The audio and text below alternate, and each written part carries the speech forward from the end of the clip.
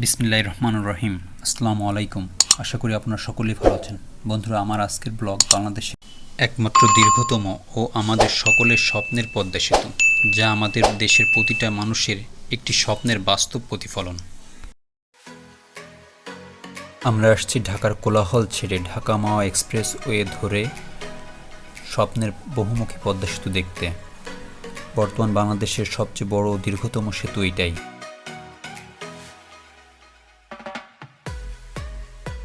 তাহলে বন্ধুরা, দেখতে থাকুন আমাদের সকলের স্বপ্নের পদ্মা বহুমুখী সেতু ও জানতে থাকুন এর ইতিহাস।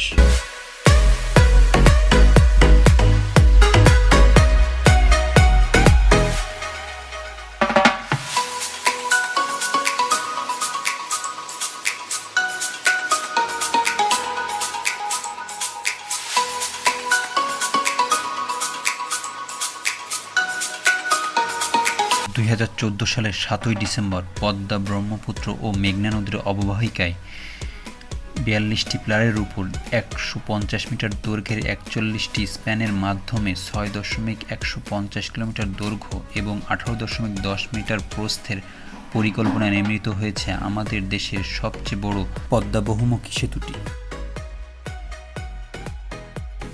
এর অবস্থান মুন্সিগঞ্জের সাথে শরীয়তপুর ও মাদারীপুরের কিছু অংশে, যা পদ্মা নদীর উপর নির্মাণাধীন একটি বহুমুখী সড়ক ও রেল সেতু।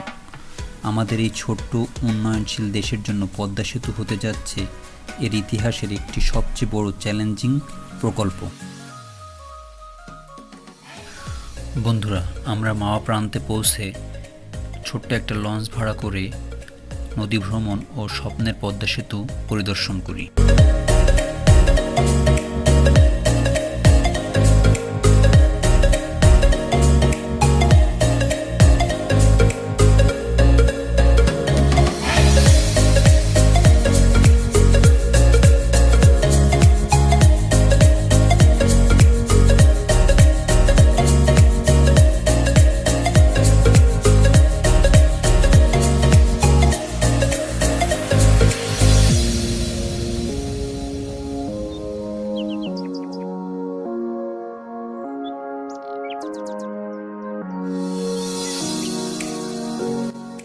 এই পদ্মা সেতু নির্মাণ কাজ শুরু হওয়ার পরপরই দেখা যায় নদীর দুই প্রান্তেই তৈরি হচ্ছে বিভিন্ন মালিকানা প্রতিষ্ঠান,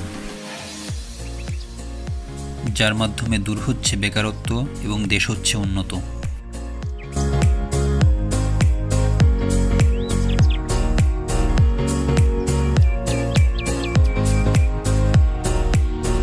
এই সেতুর মাধ্যমে দেশের দক্ষিণ পশ্চিম অংশের সঙ্গে উত্তর পূর্ব অংশের সংযোগ ঘটল, যা রাজধানীর সাথে দক্ষিণ অঞ্চলের 21টি জেলার সরাসরি সড়কপথ তৈরি হলো।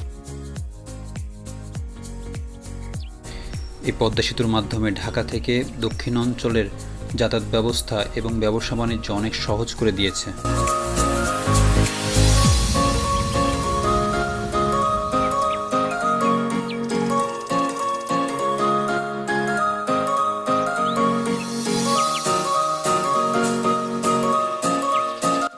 এই পদ্মা সেতুর পূর্বে বাংলাদেশের দীর্ঘতম সেতু ছিল যমুনা নদীর উপর নির্মিত বঙ্গবন্ধু সেতু, যা এখন বাংলাদেশের দ্বিতীয় দীর্ঘতম সেতু হিসেবে নির্ধারিত হল।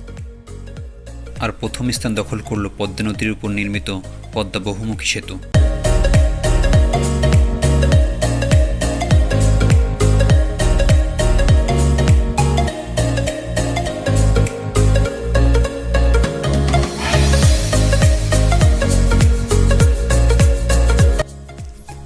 বর্তমানে এই পদ্মা বহুমুখী সেতু দেখতে অনেক দূর দূরান্ত থেকে পদ্মা নদীর দু প্রান্তেই প্রচুর দর্শনার্থীর সমাগম হয়। বিশেষ করে কোনো সরকারি ছুটি বা বন্ধের দিন উপচে পড়া ভিড় হয় এখানে।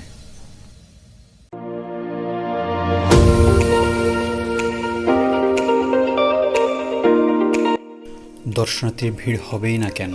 এত সুন্দর বিশাল নদী ও সেতু এবং বিচিত্র প্রকৃতি দেখতে কার না মন চায়? এখানে আসলে মন ভালো হতেই হবে। আমাদের এই ছোট্ট দেশের বুকে যে এত সুবিশাল সৃষ্টি আছে তা না দেখলে বোঝা যাবে না।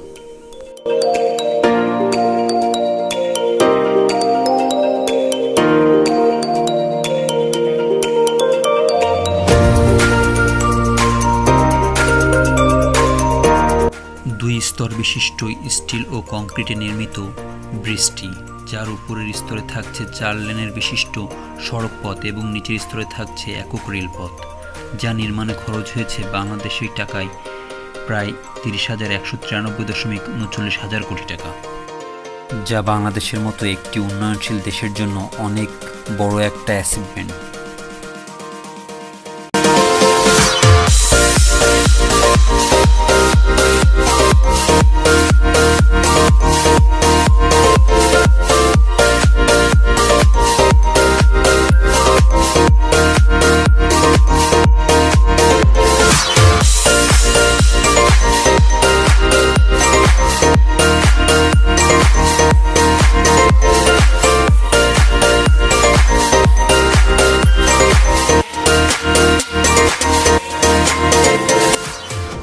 বন্ধুরা, এখানে আসলে আরও দেখতে পাবেন প্রকৃতির বিভিন্ন খেলা। সূর্যোদয়ের আগে আসলে দেখতে পাবেন সূর্যোদয়, এবং ফিরে যাওয়ার সময় দেখতে পাবেন পড়ন্ত বিকালে নদীর বুকে ডুবে যাওয়া একখানি সূর্য, যা প্রকৃতিকে করে আরও সুন্দর ও মুখরিত।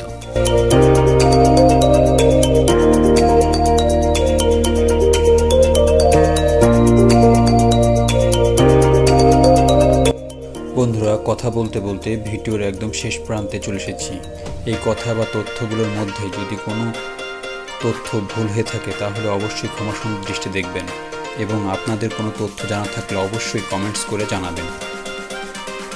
আর পরিশেষে বলবো, যদি ভিডিও দেখে আপনাদের একটুও ভালো লেগে থাকে তাহলে অবশ্যই লাইক কমেন্টস করে জানাবেন, আর অন্যকে দেখার সুযোগ করে দিতে ভিডিওটি বেশি বেশি করে শেয়ার করবেন।